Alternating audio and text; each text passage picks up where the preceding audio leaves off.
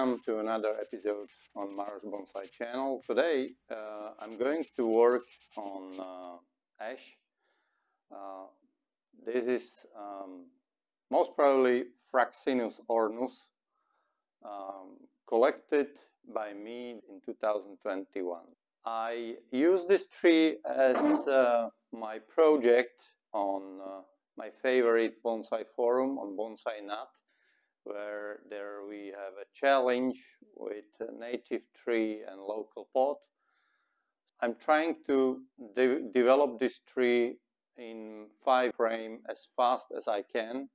So far this tree is sitting in quite large plastic pot. It's potted in the mix of pumice and some of my other substrates, multi-trunk, as you can see, one really big one, smaller one, 2 smaller ones, like 4, and here are 2 or 3 really small ones, which I'm not sure if I keep them in the final design. So what I'm going to do today, the tree was wired in the spring. The wires are there for quite a long time. You can see this is this year's growth. So it's almost 1 centimeter thick, really thick branches, really huge leaves. If you can see, it's huge leaves, really raising a lot of interesting questions, and I will try to answer them shortly.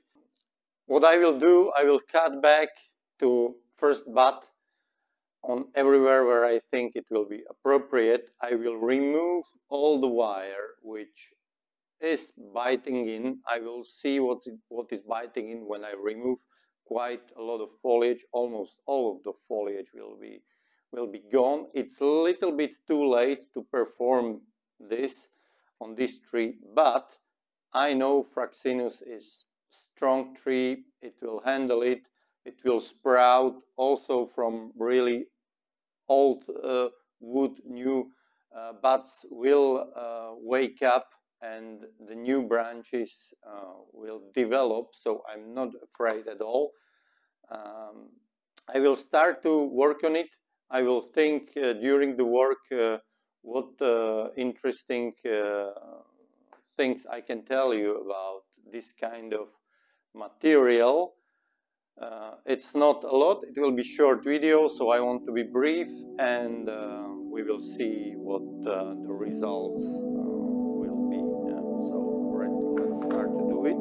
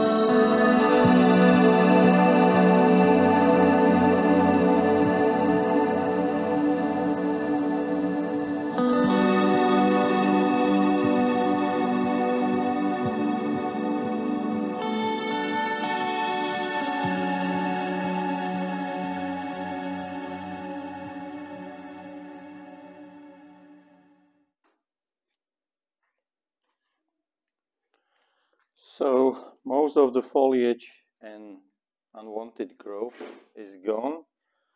So you see quite a lot of foliage was removed. Now I can see what's going on here with the wires. So I will remove them because I think the branches are starting to grow in to them. And I don't really want to have this trunk scarred. Even sometimes it's happened, you cannot avoid it for 100% of occasions, but in this occasion I would like to avoid it as much as possible. So this branch is okay. The wire already imprinted into the bark, but only a little bit, so it's not a big problem.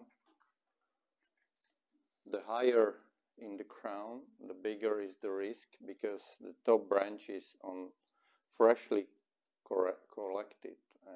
I mean freshly in sense of it's not like 10 years from collection, it's really fresh material. And if you want to do naturalistic bonsai, which this is supposed to be, it's not like in traditional bonsai that you have to have thick branches at the bottom, thin branches at the top, but you need to build sub-trunks, and these sub-trunks could be and should be thicker than branches. So if you leave the top to grow substantially,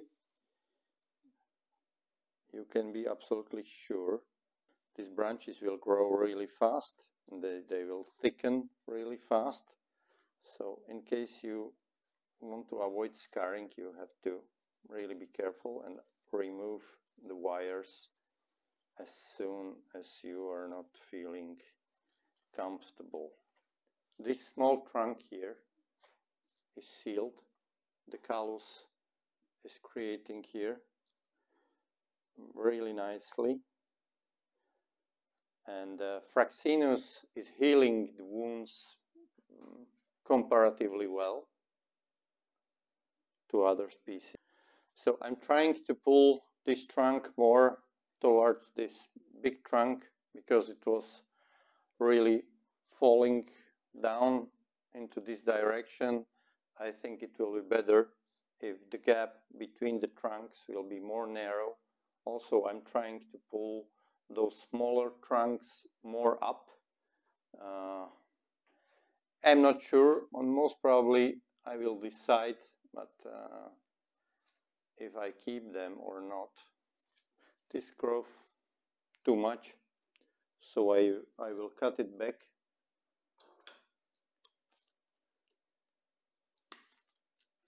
There will be new buds, new branch here. Maybe I can talk a little bit about size of the leaves. As you can see, the leaves are really big. Yeah? They are really huge.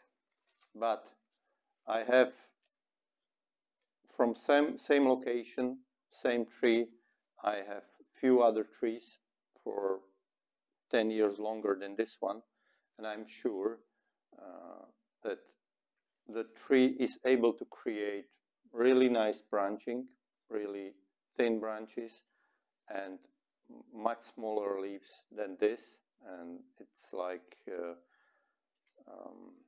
really small leaves. I can show you the picture inside the video of my other Fraxinus trees. So if the tree will grow in the confined space of the pot, the leaves will be really small, even smaller than this one, even smaller. They create really nice color. If you are lucky and you had good season, a lot of water, the color of the leaves is beautiful yellow. I can also show you the picture of other tree with yellow crown. It's really fantastic.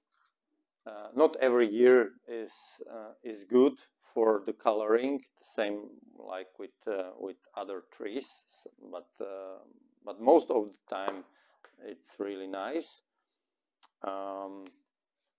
What is interesting information for if you would like to collect Fraxinus ash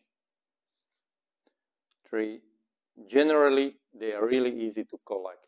I never experienced any of the collected trees suffer, never experienced not taking, not sprouting, not growing. All trees which I collected survived without any problems.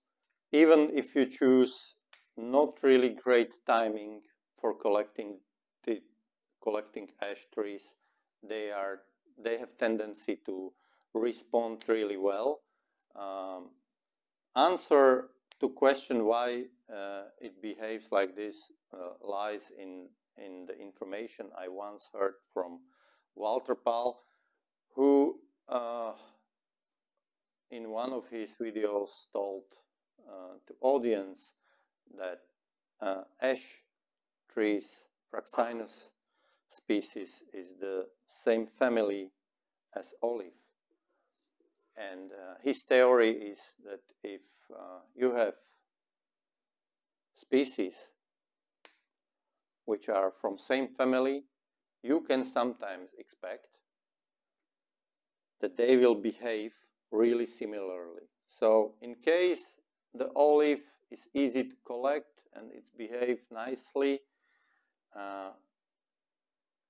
Fraxinus should do the same. Yeah, this is theory. Yeah, I was trying it in my praxis, and it's proved to be correct. I was collecting Fraxinus really late in the season, already with the foliage, without any problem. I think it was like May, or yeah, most probably May, very late May, when the foliage was already on the tree. I chopped the tree, collected, and the tree was doing absolutely good, no problem. So they respond really well to collecting. They are easy species to work with. The leaves looks kind of scary in this stage, but believe me, if you will work with a tree and you push it, and then you try to develop much finer ramification, and you put it in the much smaller pot, the tree will respond with much smaller foliage. The growth pattern of the ash is manageable. You can defoliate it fully without any problem. I was doing it many times without any problem.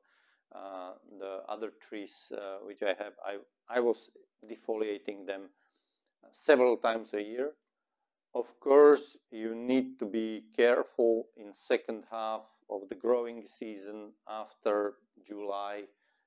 I wouldn't fully defoliate Fraxinus, but you can remove a lot of foliage without problem, and tree will respond with pushing new growth, and you can try. You are able to create ramification quite fast.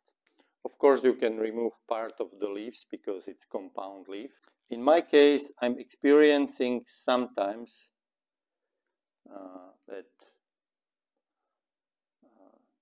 the aphids, the ones which are covered with white fluffy cover, are liking Fraxinus and are hidden inside the crown and are sucking the branches. Usually when I see the ants around the tree, I know that they brought these hairy aphids, but normal insecticide will deal with them without the problem. The second health issue I'm experiencing sometimes on Fraxinus is that there is some kind of mites. I will put the name of the mites in the description below. It's really ugly if they attack your trees, because they are creating really ugly cancer-like parts on the branches. It looks really scary, but also the mite dedicated insecticide or miticide is working against them. I'm using this spray for it, and it's possible to contain these pests.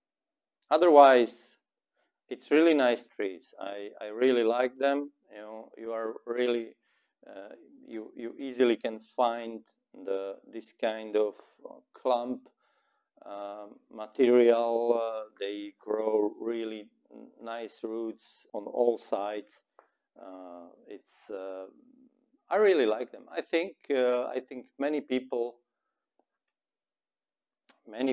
are most probably afraid of Fraxinus due to the size of leaves and these issues. But if you remove a lot of foliage several times a year and you create really dense ramification, so basically you have to cut to first bud all the time. Cut to first bud and keep really short interval. Like here, there is a small branchlet. You see there is one pair of leaves and another. So I just cut it, and you have another bud here. So if you cut it really hard, if you cut it back, all the buds which are inside wake up. In case they have enough sun, they respond really well. So I think it's all for today. I don't need to remove any more wires, any more foliage. I don't need to do anything else. I was carving the stumps in the spring, so I will keep it like this. I think the tree will respond with new flush of growth in 1 week or 10 days time, and we'll create another branches, which then will be partly wired and moved into desired positions. So it will stay like this. I will put it on the full sun. Maybe I will pull this trunk a little bit closer. This kind of clump is really good if you apply it, and during the year you can, if you have distance between the screws, you still can pull this trunk like this 3 centimeters, 2.5, 3 centimeters towards this trunk. So you don't need to do it all at once. You just do few rotations of this bolt and move it where you want it. So I'm using this. It's really a really good method. I prefer this to using only wire. I also use wire, but for tiny trunks, wire is okay. But for heavy work, this kind of clump is much better. I don't know if it's clump. Maybe it's not clump.